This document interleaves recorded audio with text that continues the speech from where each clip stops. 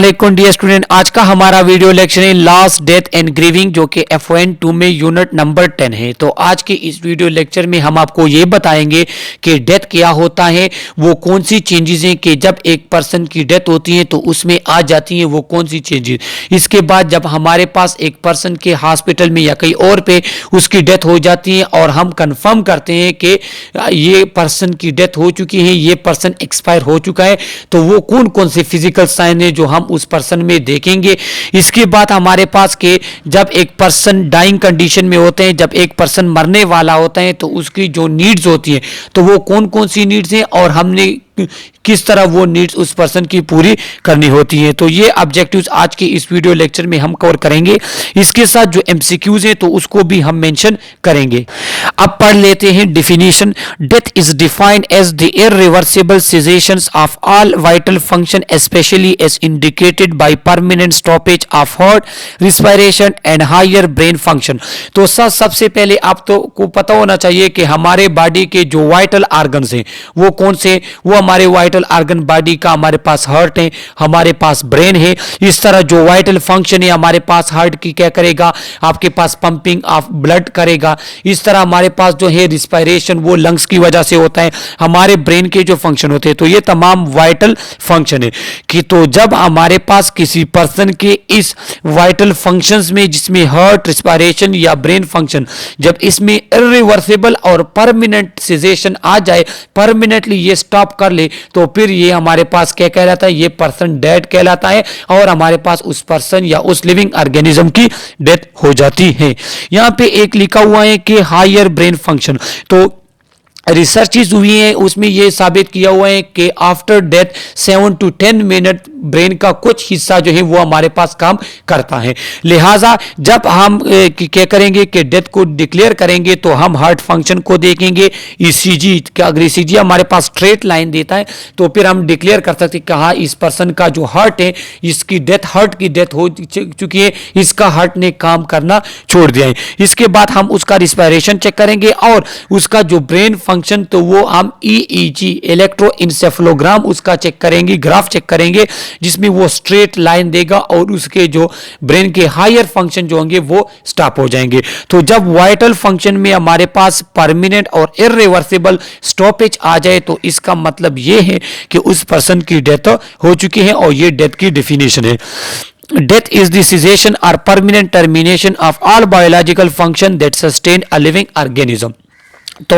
वो तमाम biological function जिसमें मेन हमारे पास हार्ट की पंपिंग, सर्कुलेशन, उसके बाद हमारे पास respiration, oxygen intake, carbon dioxide outtake और हमारे पास जो ब्रेन फंक्शन, जो नर्व्स वगैरह, नर्वस सिस्टम वगैरह। तो जब हमारे पास वो तमाम फंक्शन, वो तमाम बायोलॉजिकल फंक्शन जो एक लिविंग ऑर्गेनिज्म को लाइव रखता है, उसको लिविंग ऑर्गेनिज्म की लाइफ को सस्टेन रखता है, जब उसमें परमानेंट स्टॉपेज आ जाए तो फिर इसका मतलब ये होगा कि इस पर्सन की डेथ हो चुकी है। Dying means approaching death. और डाइंग किसे कहते हैं कि एक पर्सन जब मरने वाला होता है तो अप्रोचिंग टू डेथ जो हमारे पास है इसको कहते हैं डाइंग। तो dying means approaching to death, जितना आप उसके क्या कहते हैं कि डेथ के करीब जाते हैं तो इस प्रोसेस को कहते हैं डाइंग। अब हमारे पास है कि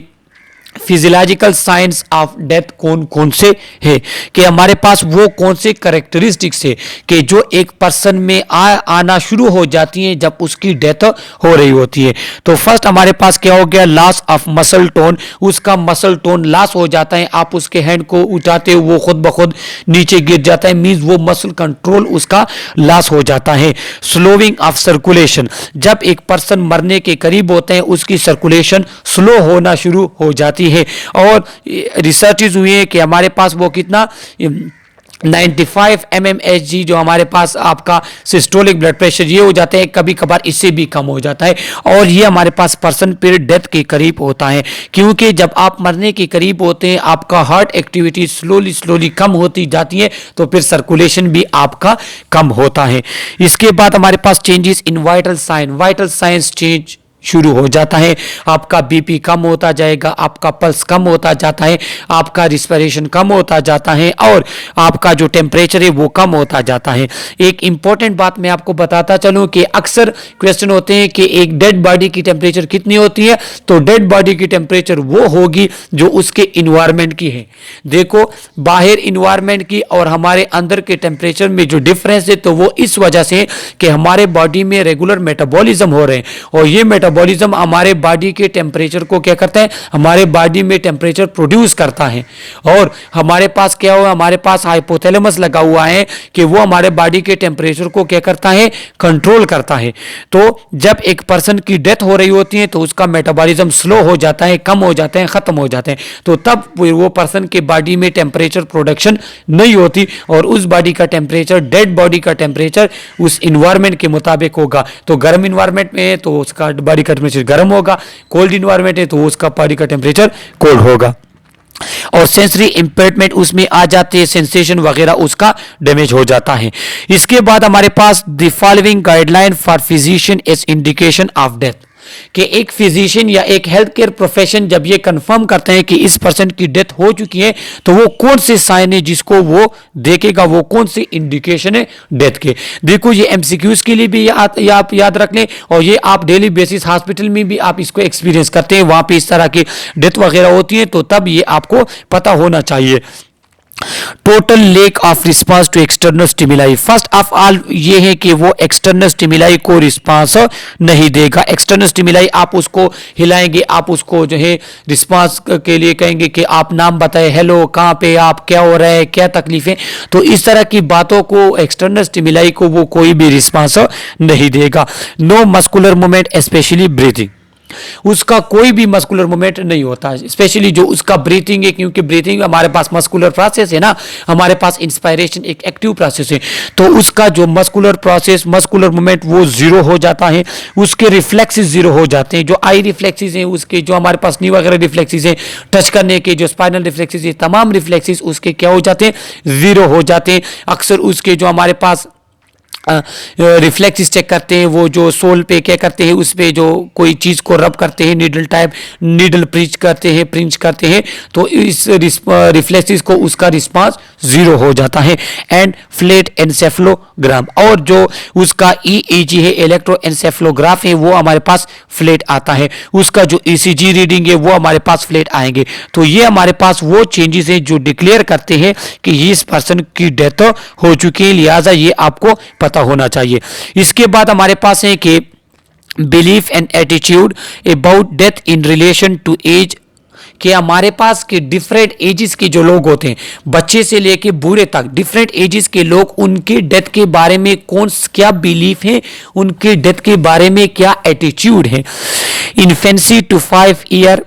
does not understand concept of death, believe death is reversible, temporary departure or sleep, कि हमारे पास जो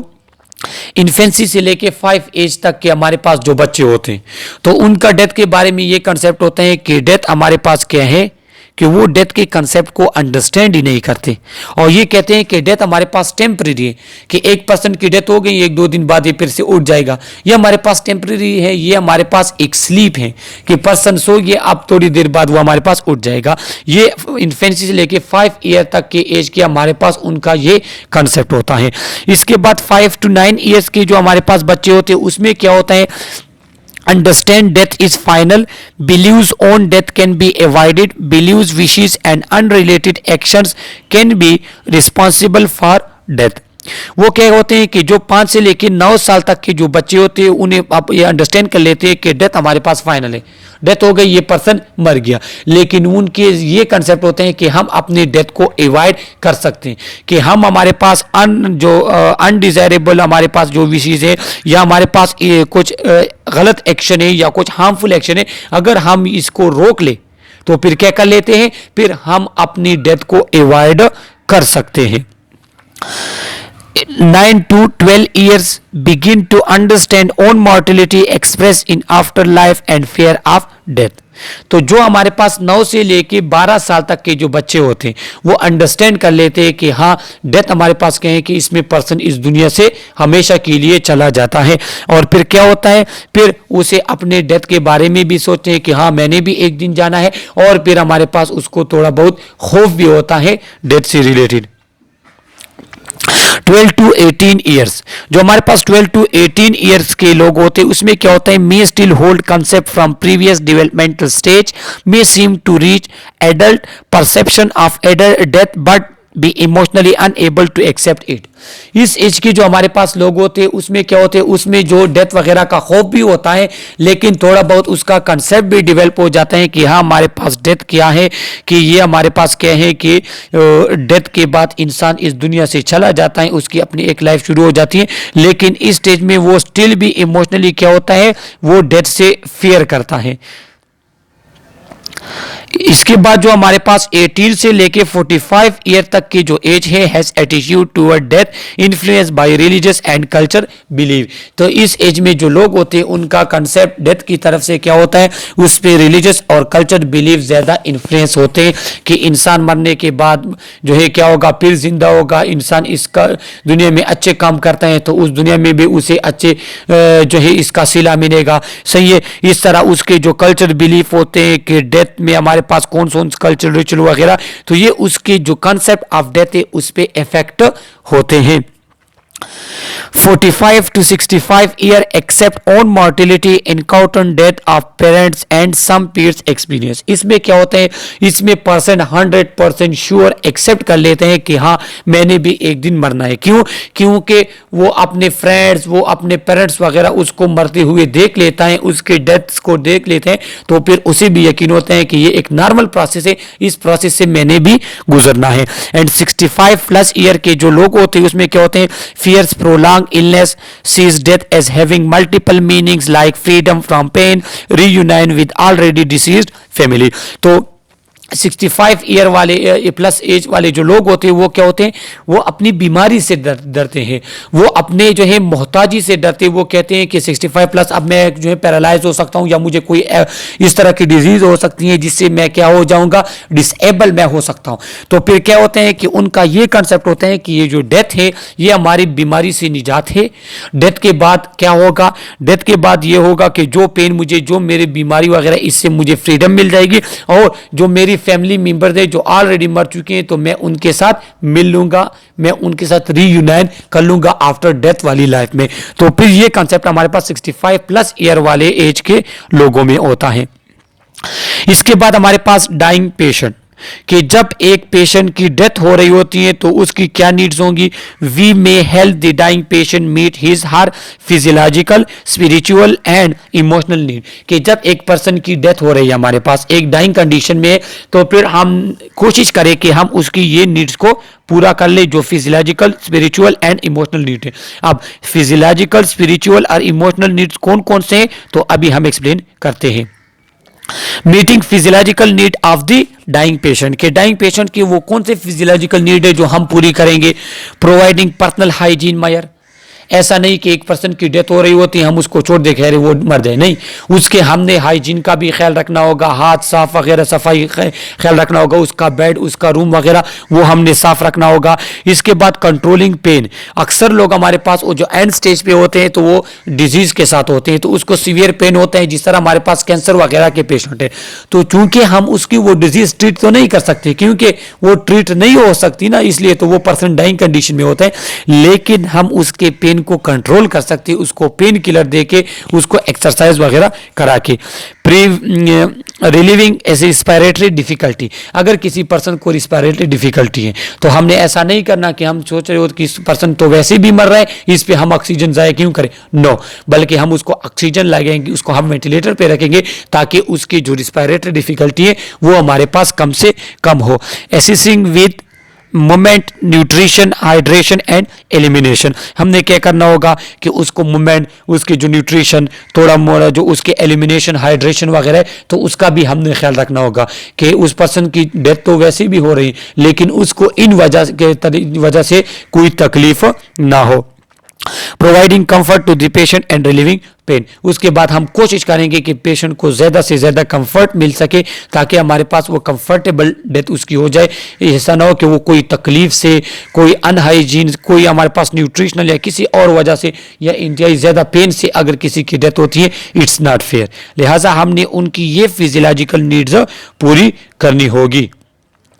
इसके बाद हमारे पास स्पिरिचुअल सपोर्ट क्या है? स्पिरिचुअल सपोर्ट रूहानी सपोर्ट को कहते हैं कि हमने उसके रिलीजियस एस्पेक्ट्स वगैरह का ख्याल रखना होगा, रिलीजियस प्रैक्टिस वगैरह का हमने ख्याल रखना होगा, उसकी जो स्पिरिचुअल हमारे पास हेल्थ है उसका भी हमने ख्याल रखना होगा। आइडेंटिफाई पेशेंट स्पिरिचुअल नीड, उसके स्पिरिचुअल नीड्स कौन से वो भी हम देख लें कि वो हमारे पास इबादत वगैरह का कहता है, वो कौन सी स्पिरिचुअल, कौन से रिलीजियस प्रैक्टिस वगैरह करता है, उसका हमने नीड्स वो पहले आइडेंटिफाई करें। Respect the belief of patient, patient की बिलीफ की रिस्पेक्ट करें, क्योंकि डेथ के टाइम पे पेशेंट की डिफरेंट बिलीफ होती है। कुछ लोग कहते हैं कि हम जो है इस दुनिया उस दुनिया में जाएंगे, वहां पे हमने जन्नत मिलेगी, इस दुनिया में जो हमने सब्र किया, इस दुनिया में जो हमने तकलीफ बर्दाश्त की, तो अल्लाह हमारा उस दुनिया में उसका अजर देगा। तो डिफरेंट लोग के डिफरेंट बिलीफ होते हैं, हमने उनकी उन बिलीफ का रिस्पेक्ट करना है। Be willing to listen and discuss issue of spirituality, हमने उसके स्पिरिचुअलिटी की डिफरेंट इशू वो सुननी है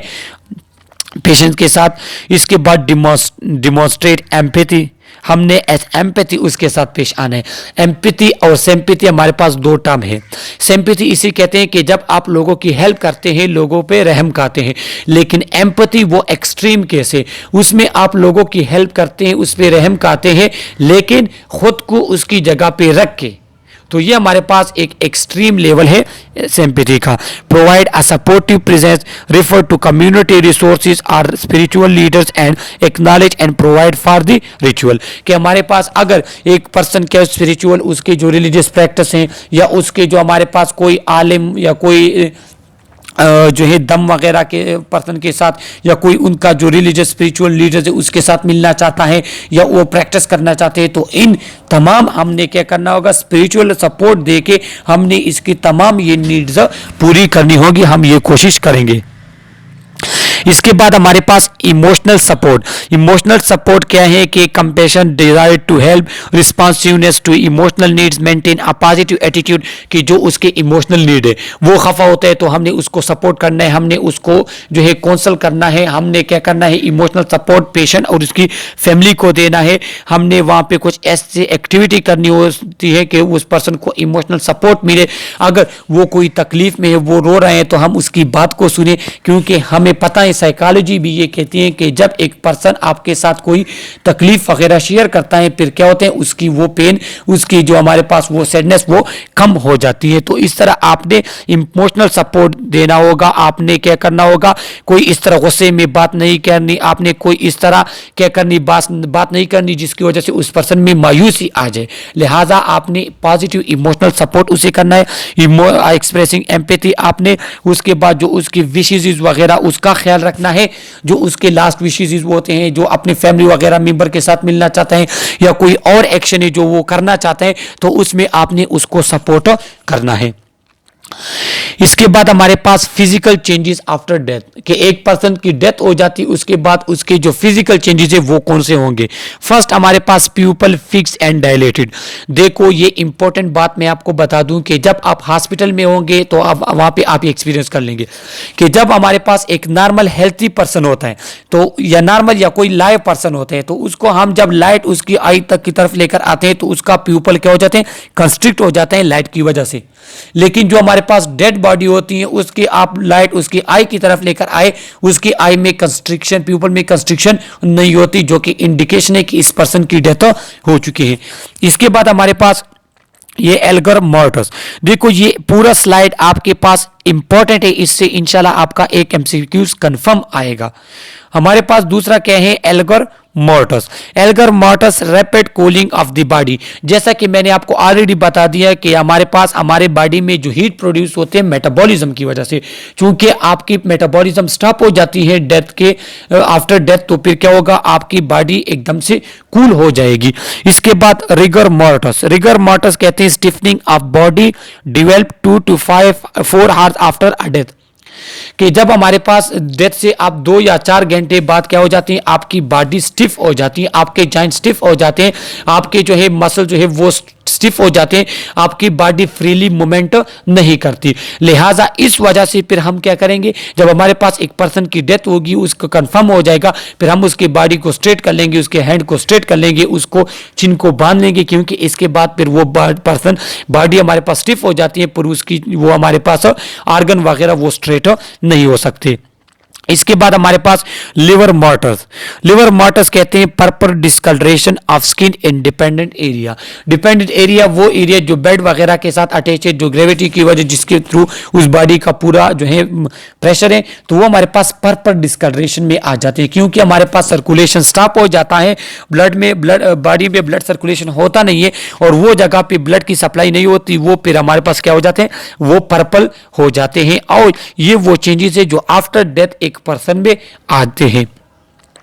इसके बाद हमारे पास क्या है कि केयर आफ्टर डेथ, कि जब एक पर्सन की डेथ हो जाती है तो उसके बाद हम फिर क्या करेंगे। देखो ये तमाम चीजें आप क्या करेंगे, ये तमाम चीजें आप डेली बेसिस में इमरजेंसी वार्ड या आईसीयू वगैरह वार्ड में आप इसको क्या करते हैं, एक्सपीरियंस करेंगे। Death declaration, death certificate bye physician. First of all जब एक पर्सन की डेथ हो जाए तो फिर आपको कंप्लीट डिक्लेरेशन करनी है कि हाँ इस पर्सन की डेथ हो गई है, आप फिर पहले कंफर्म करेंगे। इसके बाद जो ऑटोप्सी होती है, ऑटोप्सी कहते हैं पोस्टमार्टम वगैरह को, कि अगर किसी पर्सन की किसी सस्पिशियस वजह से या कोई एक्सीडेंटल वगैरह वजह से उसकी डेथ होती है तो फिर आप उसका पोस्टमार्टम वगैरह करना चाहते हैं तो ये आप करेंगे, लेकिन परमिशन लेंगे, रिटन परमिशन उसकी फैमिली मेंबर से। इसके बाद customs and principle are kept in mind, कि जब एक पर्सन की डेथ हो गई आपके वार्ड में, वहां प्रिंसिपल का क्या, वहां पे जो हॉस्पिटल के कौन से प्रिंसिपल रूल्स हैं, वो कस्टम जो कल्चर बिलीफ वगैरह वो कौन से, उसके मुताबिक आपने फिर डेड बॉडी को ट्रीट करना है। किस तरह कि अक्सर हमारे पास अगर डेड बॉडी जो हमारे पास डेथ हो जाती है तो उसमें लिए जो मेडिकल टर्म यूज होता है वो एक्सपायरी, लेकिन आप क्या करेंगे, आप उस पेशेंट के अटेंडेंस के सामने बार बार एक्सपायरी नहीं करेंगे, क्योंकि एक्सपायरी एक लिविंग ऑर्गेनिज्म या एक इंसान के लिए एक्सपायरी का वर्ड यूज करना इट्स नॉट फेयर। उसके लिए आप करेंगे कि इसकी डेथ हो चुकी है, ये बंदा मर चुका है या ये फोत हो चुका है। तो इस तरह के, ये तो मैंने सिर्फ आपको एग्जांपल दी, तो इस तरह वो जो आपके कस्टम्स होते हैं, जो आपके प्रिंसिपल वगैरह होते हैं, वो वहां आपने अपने माइंड में रखने होंगे। उसके बाद positioning body straighten and arms let at the side, कि आप क्या करेंगे, जो है डेड बॉडी को स्ट्रेट रखेंगे, उसके बाद उसके जो आर्म्स है उसको भी आप स्ट्रेट कर लेंगे, क्योंकि जैसा कि मैंने आपको बताया इसके बाद फिर स्टिफ हो जाते, फिर वो स्ट्रेट नहीं होते उस body organ. Eyes are close as in sleep, आप उसके आइज क्लोज कर लेंगे जैसा कि वो सोने के दौरान होता है। Denture are removed and prop chin in position with a bandages, कोई डेंचर वगैरह या ईयर वे वगैरह लगा हुआ है, या कोई हमारे पास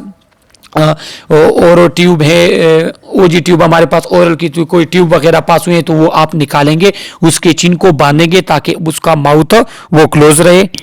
उसके बाद remove all appliances used for the patient, जिस तरह हमारे पास कैथेटर लगा हुआ है या कोई आईवी लाइन लगा हुआ है या कोई एनजी ट्यूब वगैरह जो भी चीज लगी हुई है तो वो आपने क्या करना होगा, उसको आपने निकालना होगा।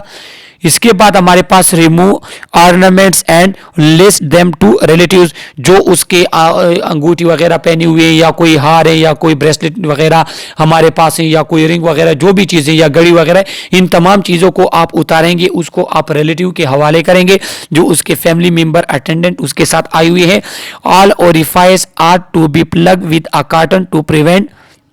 एस्केप ऑफ बॉडी डिस्चार्ज, जो उसके नॉस्ट्रल्स है, जो उसके माउथ वगैरह, इसको आपके थ्रू कार्टन आप इसको क्लोज करेंगे ताकि उसके बॉडी डिस्चार्ज वहां से ना निकले। इसके बाद prevention of spread of disease, अगर उस पर्सन को कोई इस तरह डिजीज थी जो क्या कर स्प्रेड हो सकती है, कम्युनिकेबल डिजीज जो स्प्रेड हो सकती है, तो फिर आप क्या करेंगे, उस डेड बॉडी को मुकम्मल सील करेंगे send body clean and neatly dressed, उसको आप नीट और क्लीनली ड्रेस करेंगे, वहां पे कोई ब्लड वगैरह लगा हुआ है उसको आप साफ करेंगे। इसके बाद N identification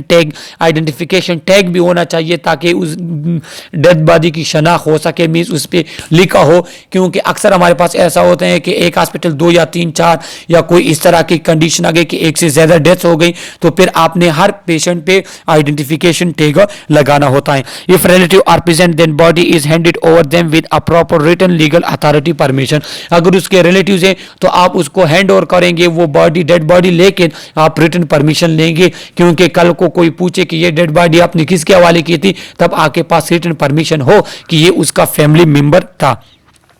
maintain record of death and inform to authority for register of death for body, उसके बाद जो डेथ होगी उसको आप रिकॉर्ड रजिस्टर में भी लगाएंगे, क्योंकि ये फिर बाद में नीड होता है कि हमारे पास कितने डेथ होते हैं, डिफरेंट पर्पस के लिए ये नीड होते हैं, लिहाजा आप उसका रिकॉर्ड में नेम भी लिखेंगे। इसके बाद हमारे पास लीगल एस्पेक्ट्स ऑफ डेथ कौन से हैं कि federal and state law required that institution develop policy and procedure for certain event that occur after death, कि जब एक पर्सन की डेथ होती है तो वहां पे जो लीगल इश्यूज हैं, लीगल एस्पेक्ट्स है, उसके लिए आपके पास रूल्स, उसके लिए आपके पास प्रिंसिपल वगैरह पॉलिसीज जिस आपके इंस्टीट्यूशन की है, जो आपके वहां पे सोसाइटी की है, वो आपके पास होनी चाहिए। तो वो क्या होगा, रिक्वेस्टिंग आर्गन और टिश्यू डोनेशन,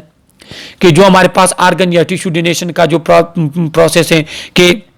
अगर वहां पे किसी को नीड है, किसी को वो डेड बॉडी से कोई आर्गन डोनेट हो सकता है या कि डाइंग टाइम के कोई आर्गन डोनेट हो सकता है, तो इसका जो हमारे पास ये एक लीगल इशू है, ये इथिकल हमारे पास डायलेमा है, तो इसके बारे में आपके पास डिफरेंट पॉलिसीज होनी चाहिए। इसके बाद हमारे पास ऑटोप्सी, उस पर्सन का डेड बॉडी का जो हमारे पास क्या है पोस्टमार्टम वगैरह कराना, या उसको कोई रिसर्च बेसिस वगैरह किसी भी चीज़ के लिए यूज़ करना, कितनी भी टाइम के लिए हो, ये इसके लिए भी आपके पास एक पॉलिसी वगैरह होनी चाहिए। Certifying and documenting the occurrence of death, कि डेथ क्यों हुई, इसका अकरेंस, इसका सर्टिफिकेट, डेथ सर्टिफिकेट, इसके लिए भी आपकी पॉलिसी होनी चाहिए। Providing safe and appropriate postmortem care, और जब आप उसको पोस्टमार्टम कर रहे हैं तो उसके दौरान आप अप्रोप्रिएट उसको केयर भी प्रोवाइड करेंगे। ऐसा नहीं कि आप सोचे कि बस ये डेड बॉडी है इसको गलत तरीकों से जो है कटिंग वगैरह इसमें लगा ले, नो, पोस्टमार्टम भी आपने अच्छे तरीके के साथ करना होगा। इसके बाद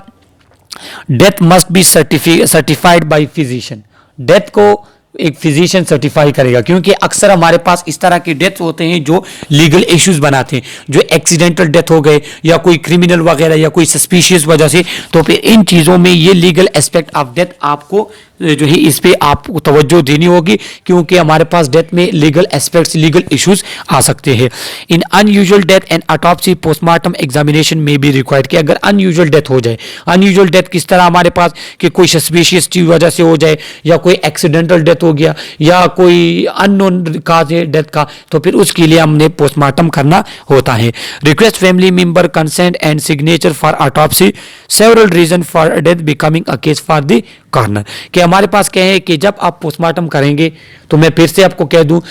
आपने क्लियर कट रिटन आपके पास उस अटेंडेंस या फैमिली मेंबर की तरफ से होना चाहिए, कंसेंट फॉर्म आपके पास होना चाहिए। डिफरेंट रीजन होते हैं जिसमें हमारे पास ये लीगल एस्पेक्ट्स आ जाते हैं कि death by suspicious mean are not under a doctor care, कि या डॉक्टर केयर के अंदर ना, मीन्स कि किसी डॉक्टर की तरफ हॉस्पिटल एक बंदा आया ही नहीं, वैसे उसकी डेथ कहीं पे हो चुकी है या कोई सस्पिशियस मीन से हो चुकी है, उस कंडीशन में death resulting from an accident, किसी एक्सीडेंट की वजह से किसी पर्सन की डेथ हो चुकी है, वो रोड ट्रैफिक एक्सीडेंट हो सकता है, वो कोई पॉइजनिंग वगैरह या कोई और एक्सीडेंट, कोई जो हमारे पास किसी और वजह से जो है एक्सीडेंट की वजह से डेथ होती है, तब भी हम पोस्टमार्टम करते हैं।